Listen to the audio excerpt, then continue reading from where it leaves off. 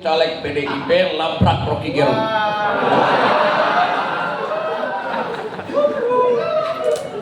Dia sebut itu kebebasan berpendapat. Oke, fair enough itu.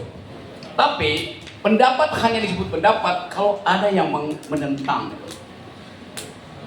Beda menentang berpendapat dan menghalangi orang berpendapat.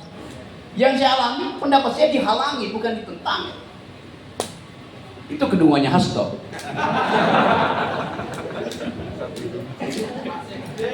Oke, saya baca itu detail. Apa yang saya baca hari ini? Saya nggak bisa baca yang di ujung sana. Di bawah jam itu ada tulisan apa itu? Tolong dibacain agak keras. Dilarang merokok. Dilarang merokok. Karena ini perpustakaan. Kalau di sana tulisannya dilarang berpikir.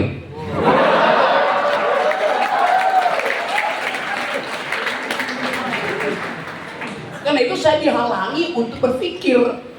Berpikir hanya disebut berpikir kalau bisa diucapkan. Gak mungkin pikiran saya itu tidak saya ucapkan. Dan saya ucapkan dengan cara tajam. Saya berhak bebas memilih pilihan kalimat. Maka saya sebut bajingan tolol. Dan itu dibenarkan oleh dosen saudara. Ya. Pak Rido Alhami. Kenapa begitu? Kenapa dibenarkan? Karena saya melakukan public outcry, marah terhadap keadaan. Orang yang merasa disolimi, dia mesti berteriak sekeras-kerasnya. Cari asbab nusulnya. Supaya saya nanti quote di pengadilan. Jadi hak saya untuk marah pada presiden. Presiden tidak boleh berbalik memarahi saya. Karena secara moral saya ada di atas presiden. Secara moral saya di atas presiden. Saya punya kedaulatan rakyat. Presiden tidak punya kedaulatan. Human dignity, martabat manusia di dalam status dia sebagai insan. Martabat warga negara dalam status dia sebagai warga negara. Dan itu melekat seumur hidup saya sebagai warga negara. Saya punya hak atas martabat dan saya punya hak atas kedaulatan. Presiden punya kedaulatan? Nggak ada. Saya tidak pernah menyerahkan kedaulatan pada presiden. Yang saya serahkan adalah hak politik saya. Demikian juga DPR. Tiba-tiba DPR klaim kami memegang kedaulatan rakyat. Dari mana kita kasih? Kedaulatan rakyat itu identitas terakhir dari warga negara, kedaulatan rakyat, kedaulatan dia sebagai rakyat. Kalau diserahkan, habis dia sebagai rakyat. Jadi kedaulatan rakyat tidak boleh diserahkan. Yang boleh diserahkan adalah kepentingan politik. Karena itu yang relatif adalah kepentingan politik, yang absolut adalah kedaulatan rakyat. Itu hal pertama yang mesti kita kenali. Jadi presiden setiap 5 tahun dia dibatalkan, maka nggak mungkin dia punya kedaulatan. Saya seumur hidup saya sebagai warga negara punya kedaulatan. Presiden setiap 5 tahun dibatalkan martabatnya, karena itu dia nggak boleh punya martabat. Dia punya martabat manusia yang melekat pada dirinya seumur hidupnya. Jadi nggak ada martabat presiden, nggak ada kedaulatan presiden. Jadi dungunya di situ. Tadi Pak Rido bahkan harus terangkan, Pak Rocky di sini aman. Harus diterangkan bahwa di kampus aman, di perpustakaan aman. Lo yang nggak aman di mana kalau gitu? Kan mestinya prinsipnya semua aman kecuali dinyatakan tidak aman. Sekarang dibalik, semua tidak aman kecuali dinyatakan aman. Kan gila negeri ini kan? Iya, gila, Pak. Semua kampus harusnya aman, gak ada ketakutan. Karena di sini tidak ada senjata, yang ada adalah pikiran. Kenapa takut pada pikiran? Yang takut pada pikiran adalah hanya orang yang ijazahnya palsu.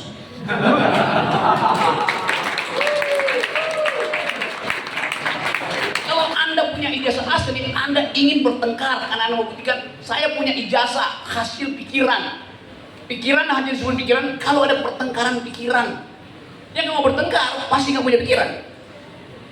Simple logik. Jadi kita ada di sini di perpustakaan, yaitu sumber pikiran. Saya coba cari ilustrasi di masa lalu.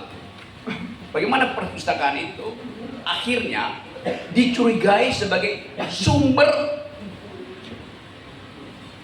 berbahaya bagi kekuasaan. Anda pernah baca buku yang ditulis oleh yang belajar linguistik, yang ditulis oleh Umberto Eco? Ya, Pak Rido baca itu karena ijazahnya asli. Umberto Eco menulis satu buku tebal kira-kira 1000 halaman dalam bentuk novel intelektual, judulnya Name of the Rose. Name of the Rose, nama dari mawar, semacam sindiran. Isi buku itu, saya kira pasti ada di Pusaka Muhammadiyah. Isi buku itu menceritakan di abad 12-13, perpustakaan di Vatikan dilarang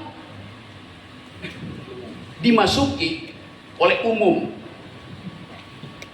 Jadi bagi gereja Katolik waktu itu, perpustakaan adalah sumber pengetahuan yang hanya boleh diakses oleh gereja. Berbahaya kalau rahasia gereja. Gereja waktu itu sekaligus kerajaan itu. Karena paus sekaligus pemimpin agama, sekaligus pemimpin politik. Jadi dicari akal supaya mereka yang menyusup masuk perpustakaan akan terkena bala, disebut akan ada kutukan dari Tuhan itu. Satu waktu ada seorang rabi, seorang pastor yang agak radikal pikirannya. Dia diam-diam masuk ke ruang penyimpanan arsip di perpustakaan itu. 5 jam kemudian dia ditemukan tewas, mati. Artinya si Romo ini yang berusaha untuk membaca pengetahuan dikutuk oleh Tuhan karena dia melanggar larangan Tuhan. Umberto Eco berupaya membongkar skandal ini di dalam novel Name of the Rose. Umberto perlahan bertindak seperti keahlian Pak Saud sebagai penyidik. Lalu dia mulai mengerti bahwa semua buku yang mengandung rahasia yang membahayakan kekuasaan Vatikan pada waktu itu diberi racun di ujung kertasnya. Coba pinjam bukunya. Bagian ini diberi racun kecil. Karena kebiasaan orang buka pada waktu itu pakai ludah. Jadi waktu dia buka halaman itu, racunnya masuk ke ludah. Belum ada Kindle waktu itu. Jadi dia diracun, bukan dikutuk oleh Tuhan. Karena ketakutan dari kekuasaan dan gereja waktu itu bahwa pengetahuan akan diambil alih oleh masyarakat sipil, oleh intelektual, oleh LSM. Mungkin kita bayangkan siapa yang diizinkan untuk masuk di situ, di perusahaan itu. Sama pertanyaan kita, siapa yang diizinkan untuk masuk ke perpustakaan istana? Ya cuma buzzer. Karena mereka tahu buzzer nggak mungkin membaca, aman. Itu yang terjadi di dalam masyarakat kita hari ini. Kemarin saya refli teman-teman dipersekusi di situ di Jogja. Tulisannya gede-gede. Jogja adalah kota pelajar. Rocky Gerung dilarang datang ke Jogja. Emang yang undang saya buser apa? Yang undang saya mahasiswa yang adalah pelajar. Kan gila cara mengerti itu. Jadi kalau saya, Refli Harun, teman-teman semua di sini dilarang bicara di Jogja, maka Jogja akan berubah dari kota pelajar menjadi kota buser.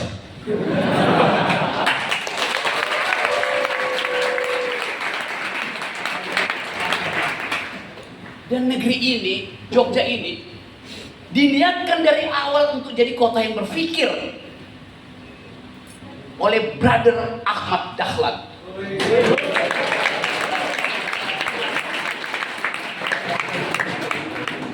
Anda bayangkan, kalau pada waktu itu,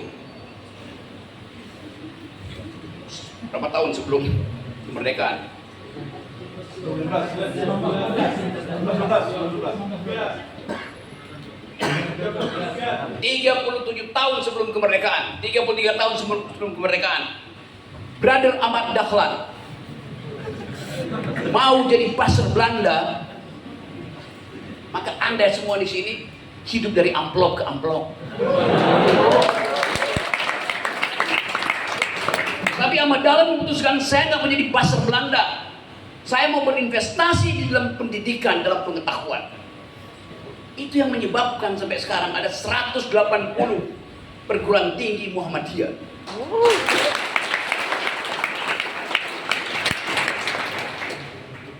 Dan kalau Muhammadiyah satu hari berhenti berpikir, IQ nasional kita drop 70%.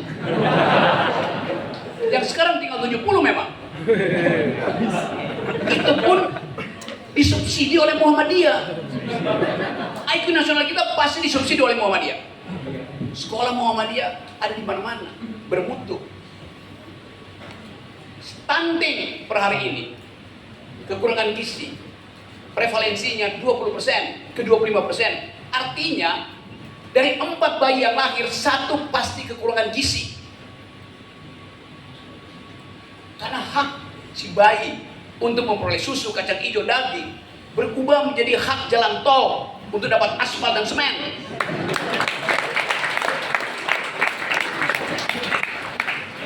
Rezim ini doyan memperpanjang jalan tol, memperpendek jalan pikiran. Itu yang terjadi.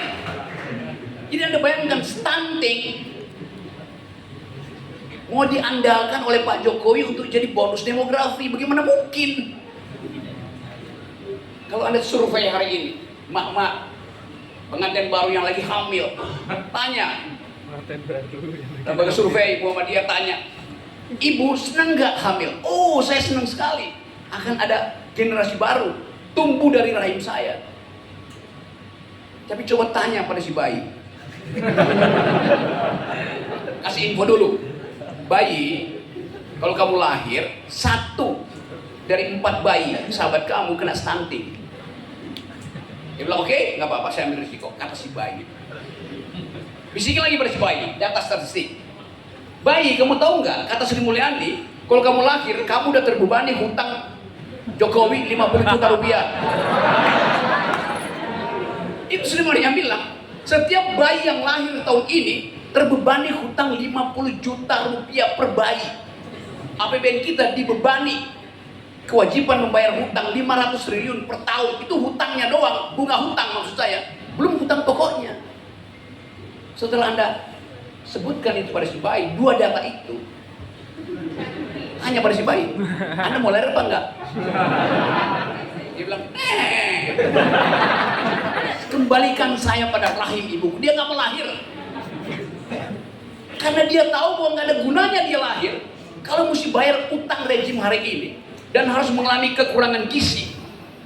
Bayi yang lahir dengan gizi yang kurang, otaknya akan menyusut 25% dalam formative years-nya dari umur 3 sampai 11 tahun.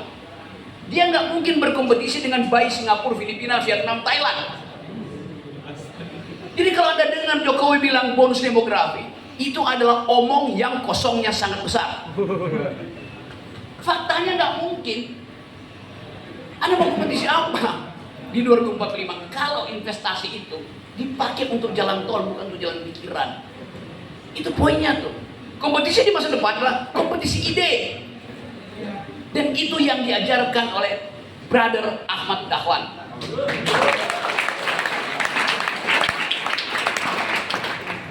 Kata Pak Ahmad Dahlan, mengutip ayat pertama Quran, baca.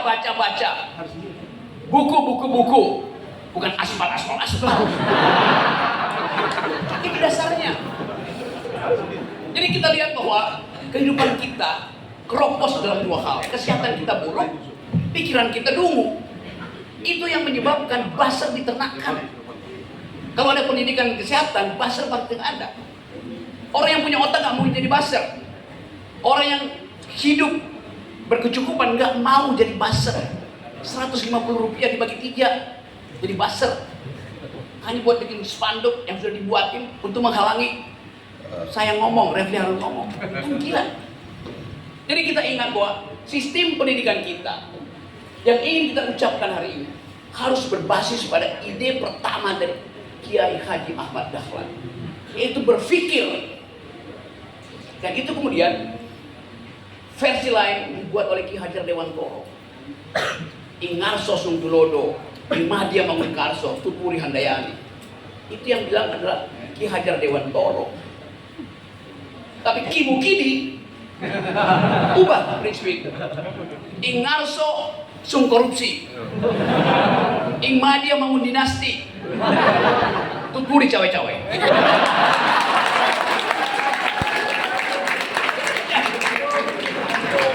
Fakta-fakta itu ada.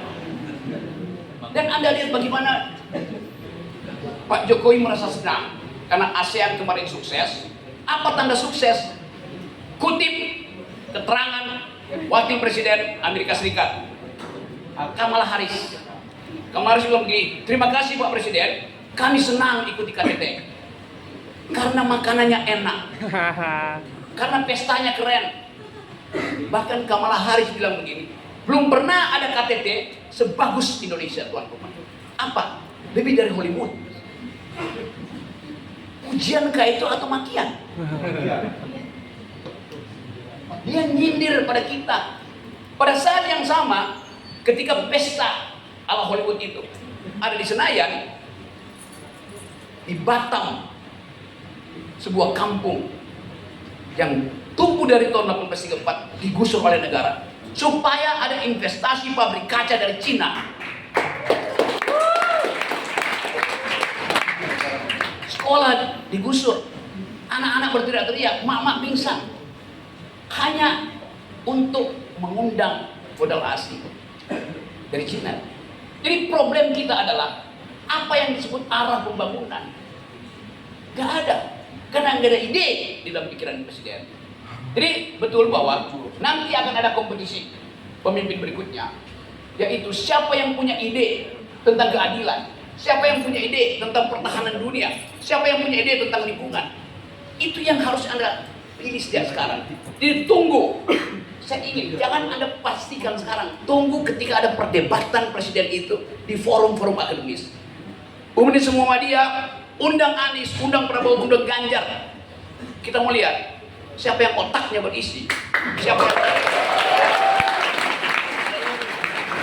Supaya kita jangan memilih orang yang ada di baliho top. Balihonya besar, iya, tapi bisa otaknya kecil. Uji di sini. Jadi sekali lagi teman-teman, habis waktu saya 2 menit lagi. Jadi pastikan bahwa di sini tempat kita menapis kebohongan, kedunguan para caleg, para capres. Mereka yang lolos dari Muhammadiyah, dia kita izinkan untuk memimpin Indonesia. Assalamualaikum warahmatullahi wabarakatuh.